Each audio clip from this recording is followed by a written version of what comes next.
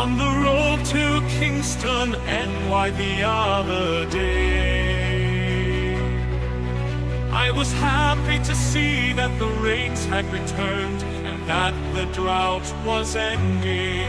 I stopped to do a little fishing along the way, and it reminded me of a fish I caught during the dry season. I'll tell you about it now. It took me a while to get over it.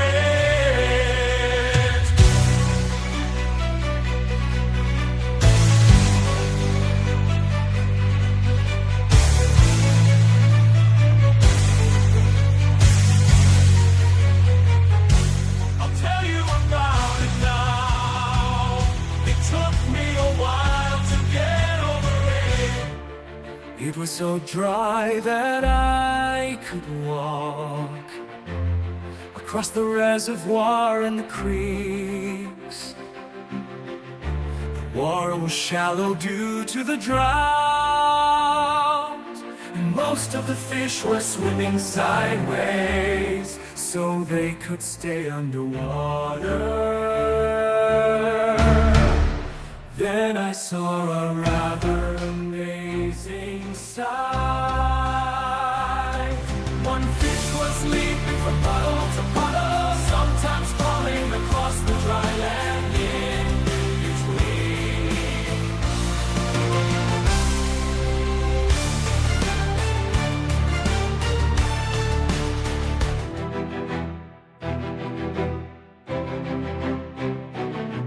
I threw away my fishing pole and caught this fish with my bare hands, thinking of the delicious fish fry dinner that I would have that night.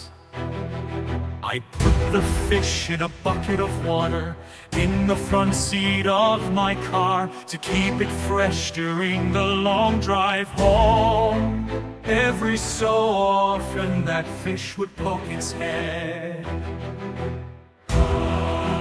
out of the water bucket and look at me, sometimes even trying to jump out to other water that night. I put the fish in a bucket of water in the front seat of my car.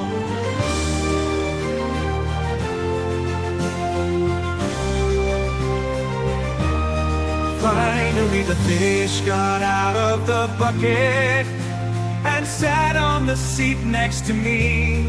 It was then that I realized that I could never eat this fish. About the same time a brilliant idea struck me. I would train this fish to live out of water and make a pet out of it, as the fish seemed to already have inclinations in that direction. At home I put the fish in the barrel of water, and sure enough, it tried to jump out. So each morning I would take it out and put it on the grass, which was still wet from the dew. Then when I could see that it had had enough, I would put it back in the barrel. Each day the fish seemed to last longer and longer outside the water barrel before getting listless.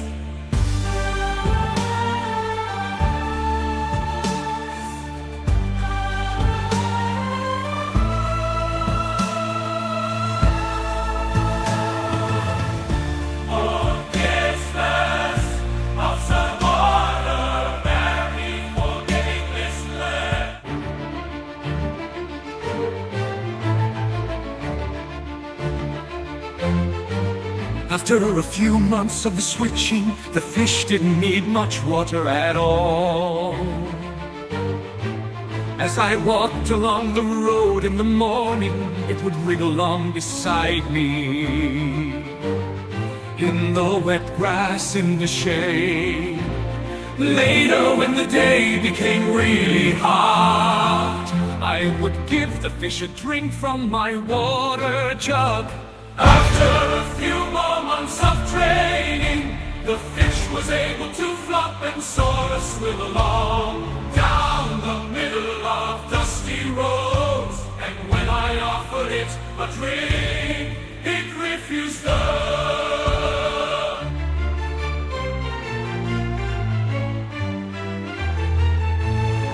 We even went to the beach together, of course. Only I went swimming, the fish just laid on the sand, getting a tan and enjoying the breeze. One day it was over 20 degrees, and the fish just had to have a drink, so I gave it a dry beer.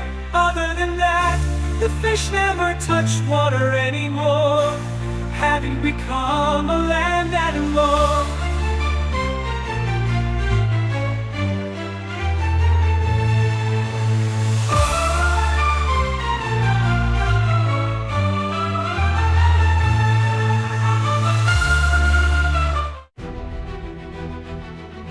What a lovable pet.